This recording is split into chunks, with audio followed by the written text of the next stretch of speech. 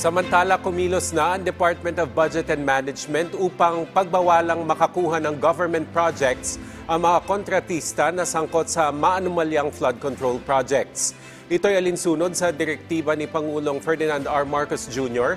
na agarang pagbablacklist sa mga ito.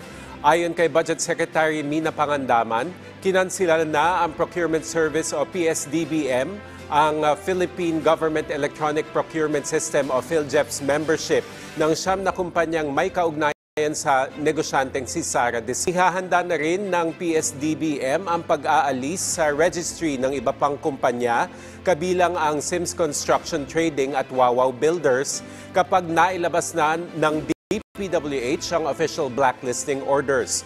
Ang mga hakbang na ito ay alinsunod rin sa Republic Act 12009 o ang New Government Procurement Act na nag-uutos ng pagbawi ng PhilGEP's membership at pagdiskwalipika sa lahat ng bidding sa gobyerno sa oras na i-blacklist o ng ahensya ang isang. Tiniyak naman ng PSDBM na nananatiling nakatuon ang ahensya sa transparency at accountability.